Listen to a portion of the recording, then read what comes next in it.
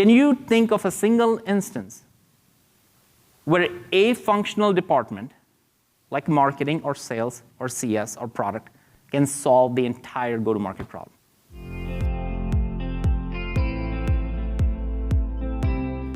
Like, how many of you actually cared about, how many of you are responsible for NRR, net revenue retention? Just a couple? Guys, get there fast. Because if you are not responsible and thinking about NRR 2 years from now, what's your name? You need to talk to Sam very quickly, because NRR is going to be one of the metrics, if not already, should be a metric that you deeply care about. And it's revenue retention, net revenue retention. That means you're not only having and supporting the existing customers, but you're renewing them, and then you're expanding your existing customer base. That's how majority of the companies focus on. I was having a conversation with Yamini Rangan, who's the CEO of HubSpot, and I asked her point blank, what is the number one metric, the ROI metric, that you care about? And I thought she would say, well, she's a publicly traded company CEO. I thought she would say, well, you just, of course I have hundreds of metrics. She said, no, I got, without blinking, she said, NRR. And I'm like, Yamini, clearly, you got to have other metrics, like the culture, this, like, all of that is important. But if my NRR is over 120%, I know we're building a healthy business. I know our customers are happy. I know that we have an ROI for our products and services we build. So it's going to be one of the most important metrics that you're going to think about. And when you think about closing deals faster, it's going to become even more important. Now, as Jill mentioned, one of the books I've written is Move, and Jill has been intimately part of that and reviewed that and had commented and supported that, and it did become a Wall Street Journal bestseller. So I got to say that I did that, Brian and I wrote that in 2019 before go-to-market was cool. Now go-to-market is really cool, so it feels like a right place, right time.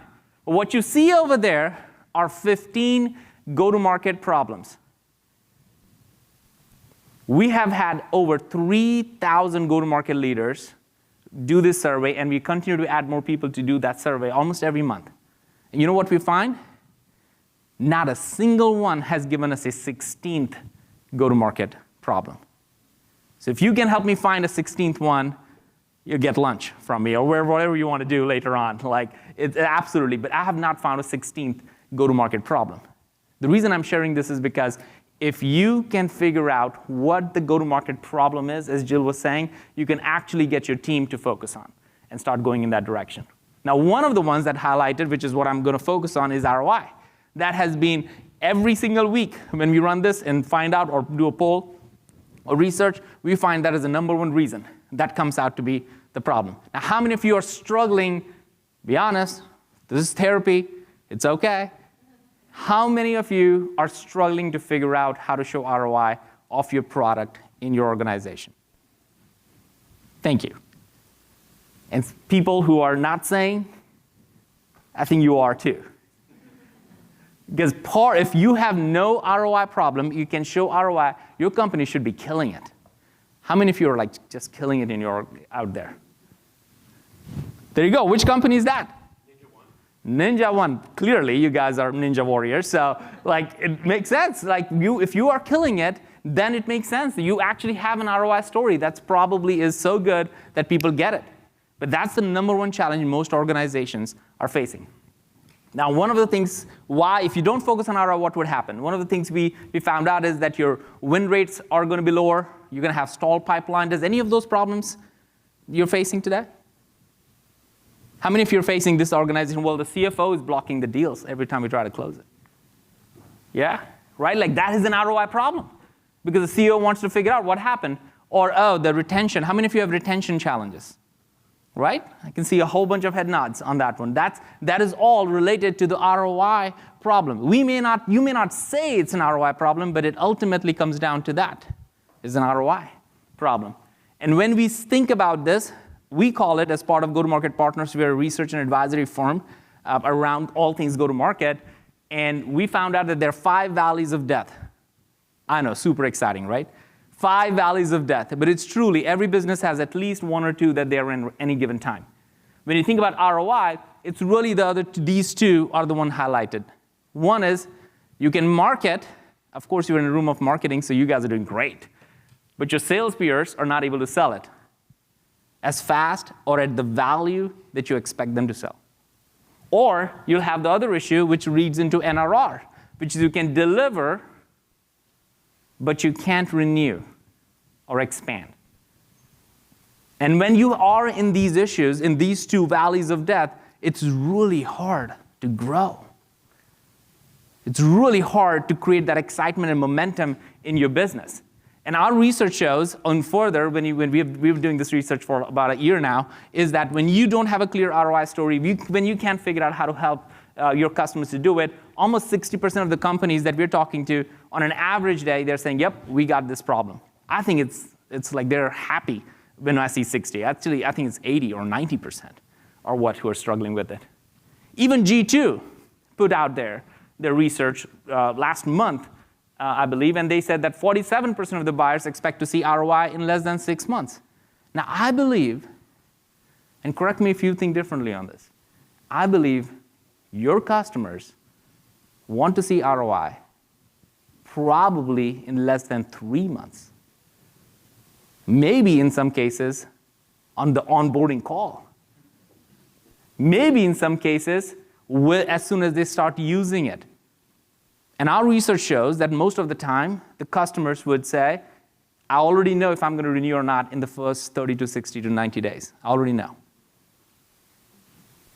And if that's what's happening in your organization, this idea of ROI and just being sure about it and know how to do it is going to be super important for each one of us, figuring this out. Now, one of the mantras, and some of you may have seen me if you have followed me on LinkedIn, I say this all the time. And Jill started off with this. That you don't have a marketing problem. Let's just get out of this. Like, you don't have a marketing problem, because if you did, then you can solve all the problems, wouldn't you? Because you're smart marketing, you can figure it out. But if you're pointing to sales, let me tell you this, you don't have a sales problem either. Because if sales could close deals, a lot of times they are doing the best they can, but they still can't do it because maybe there's a problem with the product and the way it's positioned, maybe how it needs to go to market. Maybe the go-to-market motion has changed. Maybe the market has shifted. There was so many other reasons. And if you think your product or customer success is a problem, I'll tell you, even they are not the problem. Can you think of a single instance where a functional department, like marketing or sales or CS or product, can solve the entire go-to-market problem? It's not. Yet, we are still 2 decades in, as far as I have been and Jill have been in this Pardot. I ran marketing at Pardot, and then we got acquired by ExactTarget and Salesforce. I spent a few years at Salesforce, then started a company called Terminus, and now Go-to-Market Partners. In the last 20 years of my experience, I still hear the same, oh, we're working on sales and marketing alignment. Are you kidding me? Like, still? And if you are, it's because even sales and marketing are not your go-to-market teams. They're just part of the go-to-market team. Now you think about sales enablement. You think about revenue operations. You think about CS, your customer success team. You think about product, especially if you're a product-led growth. You start adding those all up, that's your go-to-market team. And many times you forget that. And so what I want to propose is that what we all have, what you have, is a go-to-market problem. And if you can internalize that and think through that, you probably next meeting that you're going to have in your organization is going to be called a go-to-market meeting. Not a marketing meeting, not an alignment meeting, not a marketing and sales meeting, but a go-to-market meeting. What it immediately does for everybody in the room is that, oh yeah, we're going to figure this out together. Now I know most of you, how many of you would like to change the compensation of the sales team? I bet you every single salesperson would like to do the same for you. But the problem is, no single department can solve an entire go-to-market problem. It is a team sport. And it has never been more clear to me now than ever that go-to-market is a team sport. When you started thinking about, if this is how you're going to be, and this is how you're going to solve, let me propose to you a model. We call it the go-to-market operating system. Now, I know it's an eye chart, and you can look at it, and you can look at all the different pillars. Today, I'm going to focus only on ROI, so I'm not going to go through all the 8, but we teach this, called the go-to-market operating system. If you're familiar with the demand waterfall, how many of you are familiar with demand waterfall? right? Or Topo double funnel, right? So all those were amazing. I loved when those came out because it solved a marketing and sales problem. But because your teams are different now, marketing, sales, CS, product, customer success, those funnels don't work. And because your metrics have changed, not just pipeline revenue, but NRR, those funnels are not going to give you the right outcome. On top of that, your go-to-market motions have changed. Jill just mentioned about partner-led and near-bound, community-led. We are experiencing a community-led, event-led right now. There's product-led growth. All those funnels didn't make any sense. So we are saying, well, what you need is an operating system that brings marketing, sales, CS, product teams together. Well, it cannot be a sales and marketing funnel if you want to bring other teams together, can it? So we call it the go-to-market operating system. And each one of them are the pillars of go-to-market. And when you think about vendors that fit in it, you don't want to fit in a marketing or sales. Look at all the acquisitions that are happening. Every single vendor is trying to acquire a marketing, vendor is trying to acquire a sales because they're realizing that marketing and sales need to work together. And a product can start doing that. You're starting to see that level of clarity happening in the marketplace.